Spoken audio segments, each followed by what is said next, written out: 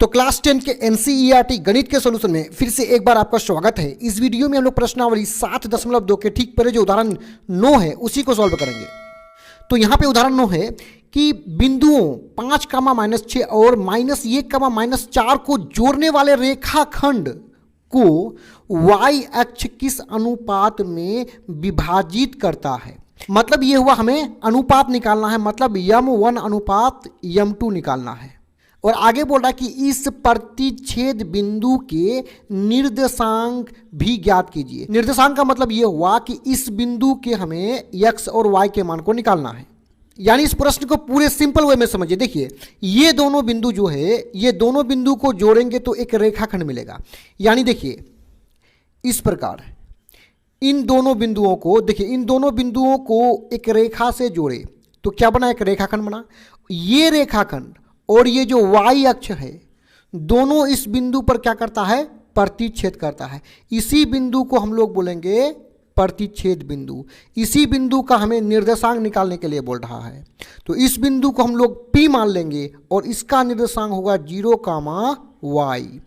यानी क्योंकि ये बिंदु y अक्ष पर भी है, इस रेखांकन पर तो है ही, साथ में y अक्ष पर भी ये बिंदु है। तो y अक्ष पर जो भी बिंदु होता है उसका x का मान 0 होता है और y का मान कुछ ना कुछ होता है, लेकिन यहाँ y का मान पता नहीं है तो इसको y मान लेंगे। यानी जो बिंदु y अक्ष पर होगा उसका निर्देशांक 0, y के रूप का होता है। तो इसी बिंदु के निर्देशांक निकालना है, उससे पहले हम लोग अनुपात को निकालेंगे। तो चलिए इस प्रतिच्छेद बिंदु को हम लोग क्या मान लेते हैं, P मान लेते हैं। तो सिंपल सा लिखेंगे माना कि, यहाँ पे हल लिख दीजिए, माना कि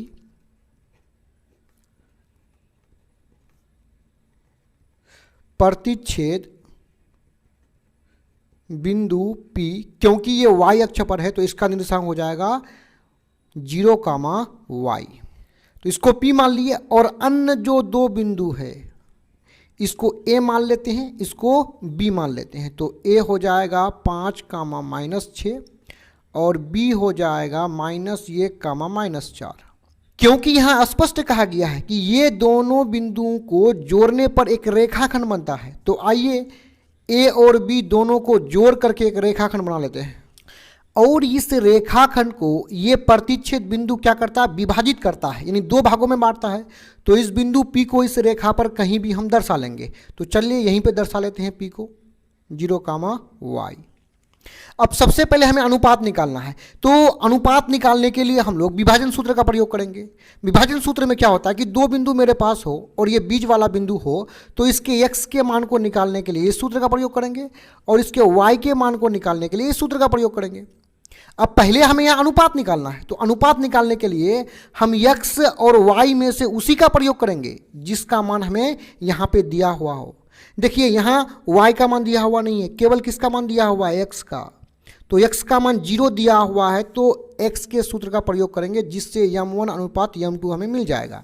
तो उससे पहले जो मान है उनको लिख लेते हैं। ये हो जाएगा x1 5, y1 -6। देखिए पहला मान x का होता है, दूसरा y का होता है।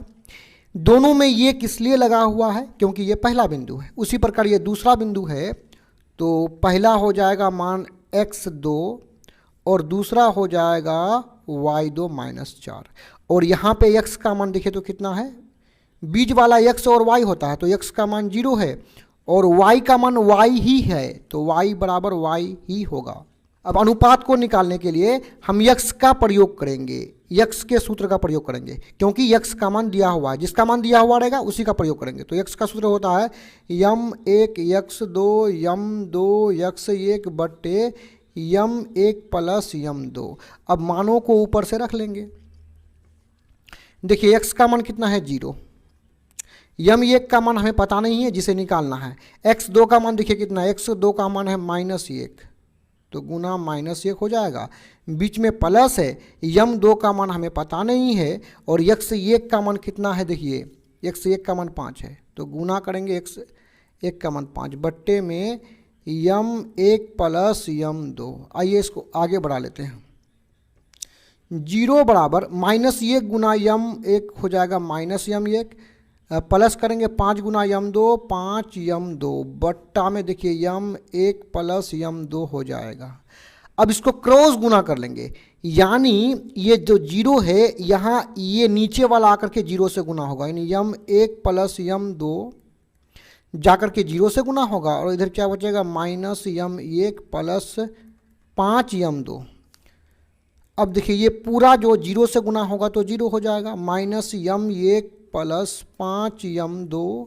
अब सिंपल सा हम क्या करेंगे, माइनस यम 1 को इधर लेके आएंगे तो इसका माइनस प्लस में बदल जाएगा, तो प्लस यम 1 हो जाएगा और आगे प्लस लिखा नहीं करते हैं हम लोग, बराबर इधर क्या बचा 5 यम 2।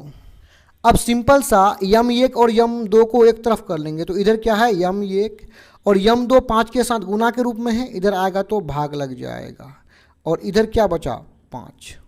अब इसको हम आगे बढ़ा लेते हैं, सिंपल सा क्या होगा देखिए यम 1 बट्टे यम 2 बराबर हम लिख सकते हैं 5 के नीचे 1 हम लिख सकते हैं, किसी भी संख्या के नीचे हम 1 लिख सकते हैं, तो यहाँ पे लिख लेंगे। देखिए बट्टा को हम लोग अनुपात के रूप में लिख सकते हैं, यानी सिंपल सा ऊपर क्या है यम 1 अनुपात क्या हो जाएगा यम 2, यानी ऊपर वाला जो यम 1 है वो पहला मान होगा, बीच में अनुपात और नीचे वाला जो है वो दूसरा हो जाता है। उसी प्रकार ऊपर 5 है तो अनुपात, नीचे वाला जो है वो दूसरा हो जाएगा, यानी यम 1 अनुपात यम 2 कितना है 5 अनुपात 1, यानी यम 1 का मान 5 है और यम 2 का मान 1 है। अब अनुपात तो निकल चुका है, अब हमें क्या निकालना है, वो जो बीच में जो प्रतिच्छेद बिंदु है उसके निर्देशांक निकालना है, यानी ये जो बिंदु P है इसके निर्देशांक मतलब x और y का मान निकालना है।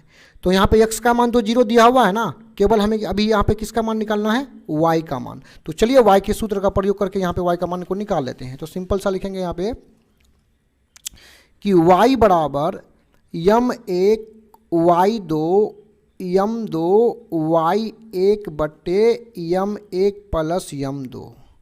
अब मानों को ऊपर से रख लेंगे, यम 1 का मान तो 5 है रख लेंगे, गुना y2 और y1 के मान को आइए ऊपर से देख लेते हैं। y1 का मान -6 है, y2 का मान -4 है। y2 का मान कितना है -4 है, बीच में प्लस है, यम 2 का मान देखिए ये दूसरा है तो दूसरा मान यम 2 हो जाएगा, गुना y1 का मान अभी अभी ऊपर में कितना देखिए -6 बट्टे यम 1 का मान कितना है 5, तो 5 बीच में प्लस यम 2 का मान, यम 2 का मान 1 है। चलिए इसको सॉल्व करते हैं। यहाँ 4 के आगे में क्या है माइनस है, तो -5 के आगे में कुछ भी नहीं तो प्लस, तो माइनस प्लस माइनस 4 5 है 20, इसी तरह माइनस प्लस माइनस 6 कम 6 बट्टा में 5 प्लस ये कितना हो जाएगा 6 हो जाएगा।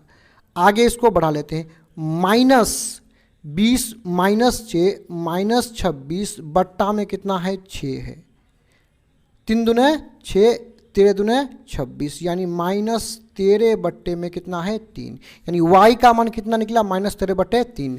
तो हमें जो बिंदु P निकालना था, तो बिंदु P का पहला मान तो कितना है 0 है और दूसरा मान जो y है उसका मान निकला है -13 बट्टे 3।